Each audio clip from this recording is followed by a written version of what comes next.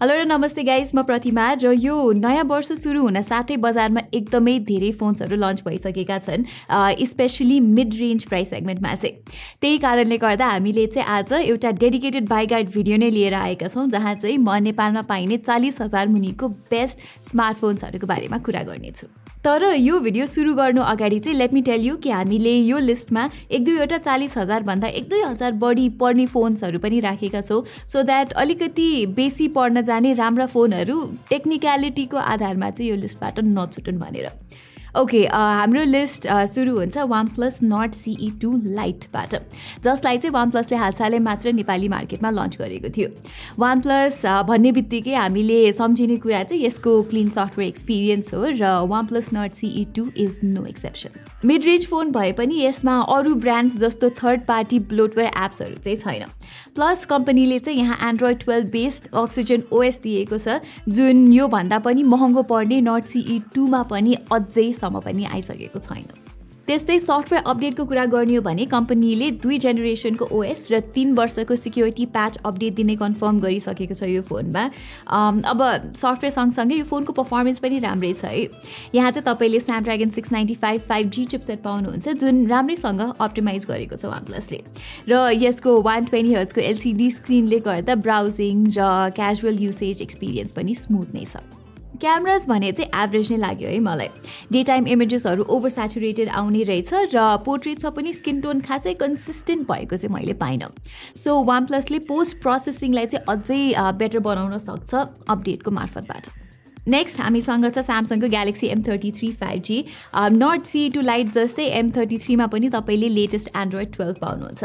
Plus यो फोनमा पनि you get 2 years of software updates भने स्यामसङले चाहिँ यहाँ 4 वर्षको सिक्युरिटी प्याचेस दिने प्रमिस गरेको छ, जुन मिड रेन्ज फोनको लागि निकै अप्रिसिएबल कुरा हो। यसको साथसाथै यहाँ 5nm आर्किटेक्चरमा बनेको Exynos 1285G चिपसेट तपाईँहरूले पाउनुहुन्छ, जुन यो प्राइस रेन्जको लागि चाहिँ एउटा पावरफुल इनफ SoC नै हो। अन दि अदर ह्यान्ड M33ले चाहिँ राम्रो लाइटिङ कन्डिसन्समा फोटोजहरू पनि राम्रै खिच्छ। कलर्सहरूदेखि लिएर डाइनामिक रेन्ज, HDR प्रोसेसिङ सबै कुरा ब्यालेन्स नै लाग्यो मलाई यो फोनको पिक्चर्सहरूमा चाहिँ। Nord CE2 Liteसँग कम्पेयर गर्ने हो भने पनि M33 नै बेटर भएको पाएँ मैले क्यामेराको हिसाबमा। तर यो फोनको सबैभन्दा चित्त नबुझेको कुरा चाहिँ यहाँ भएको TFT LCD डिस्प्ले हो, त्यो पनि स्यामसङ जस्तो ब्रान्डबाट, जुन चाहिँ आफ्नो AMOLED डिस्प्लेको लागि एकदमै नै पपुलर छ। As a result AMOLED screen हेरिकन यो डिस्प्लेको क्वालिटी एकदमै नै एभरेज छ। मेरो विचारमा चाहिँ यहाँ 120Hz TFT डिस्प्लेको सट्टामा स्यामसङले लास्ट इयरमा भएको M32 जस्तै 90Hz को AMOLED स्क्रिन दिएको भए चाहिँ धेरै नै बेटर हुन्थ्यो।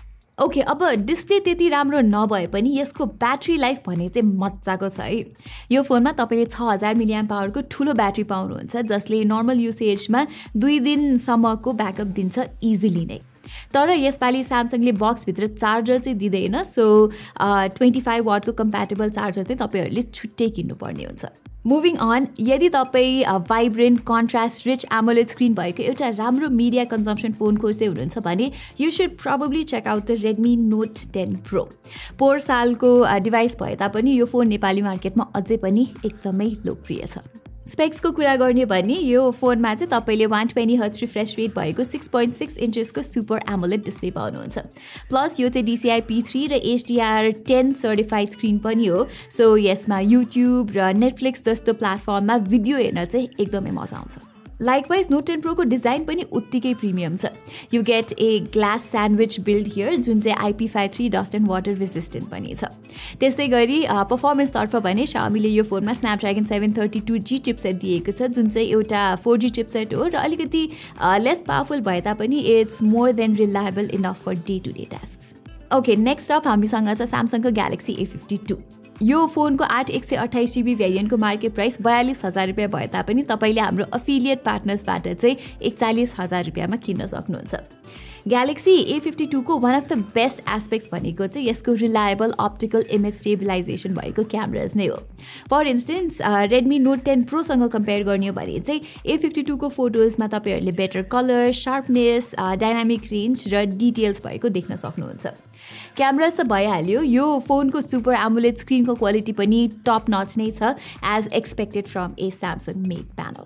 मोरओभर पर्फर्मेन्सतिर लाग्ने हो भने A52 मा भएको Snapdragon 720G chipset Exynos 1280 or Snapdragon 695 भन्दा अलिकति कमजोर नै छ, तर नर्मल युसेज अन्तर्गत A52 को मल्टिटास्किङ देखि लिएर UI अप्टिमाइजेसन म्यानेजमेन्ट भरपर्दो नै भएको तपाईहरुले पाउनुहुन्छ।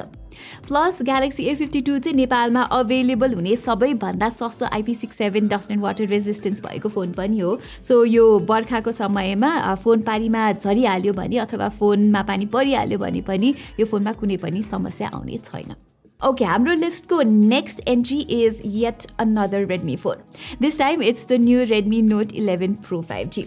नामले जनाए अनुसार यो चाहिँ एउटा 5G फोन हो जसले टोटल 13 वटा 5G ब्यान्ड सपोर्ट गर्छ। सो नेटवर्क कनेक्टिभिटीको मामलामा पनि यो फोन फ्युचर प्रुफ नै छ।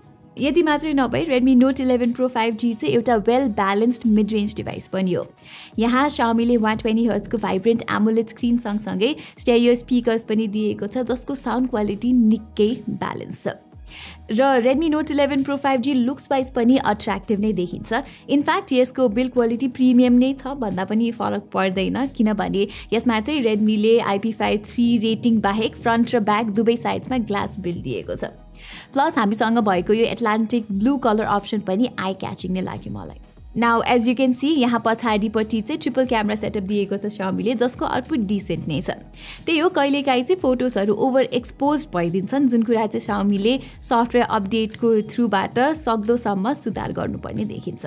यहाँ Note 11 Pro 5G को बक्सभित्रै तपाईँले 67 वाटको कम्प्याटेबल फास्ट चार्जर पाउनुहुन्छ जसले यसको 5000 mAh को ब्याट्रीलाई लगभग 50 मिनटमै फुल चार्ज गरिदिन्छ।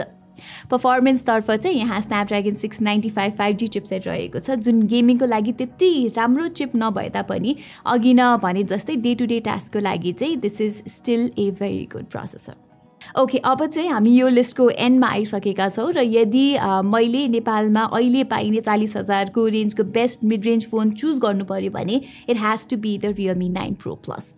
करेन्टली यो फोनलाई चाहिँ नेपाली बजारमा 42,000 रुपियाँ पर्छ, तर अगेन तलको हाम्रो अफिलिएट लिङ्कबाट तपाईँहरूले किन्नुभयो भने डिरेक्ट 1,000 अफ र फ्री डेलिभरी पाउन सक्नुहुन्छ।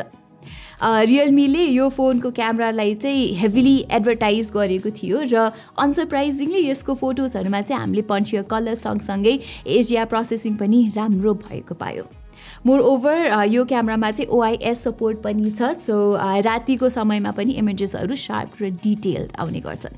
त्यसै गरी Realme 9 Pro Plus को AMOLED डिस्प्ले पनि निकै राम्रो छ, but unlike the Redmi Note 11 Pro 5G यसको रिफ्रेश रेट भने चाहिँ 90 Hz मात्रै हो।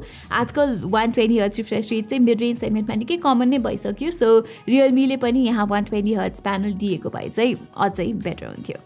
एनीवे यो फोनमा भएको पावरफुल डायमेन्सिटी 920 चिपसेटले गर्दा day to day usage smooth हुनुको साथसाथै यदि तपाईँ साथीभाइसँग PUBG जस्तो मल्टिप्लेयर गेम्स खेल्नुहुन्छ भने पनि you will not be disappointed with its performance. ब्याट्रीको मामलामा पनि Realme 9 Pro Plus को 4500 mAh को सेलले राम्रो ब्याकअप दिन्छ र कम्पनीले बक्सभित्रै 65 वाटको फास्ट चार्जर पनि इन्क्लुड गरेको छ जसले चाहिँ यो फोनलाई निकै फास्ट 45 मिनट जतिमै फुल चार्ज गरिदिन्छ। So guys, that is it for today's video. हाम्रो यो लिस्टमा मेन्सन भएको मध्ये तपाईको फेभरेट स्मार्टफोन चाहिँ कुन चाहिँ हो तल कमेन्ट सेक्सनमा मेन्सन गर्न नबिर्सिनु होला। यति भन्दै म प्रतिमालाई बिदा दिनुहोस्। धन्यवाद।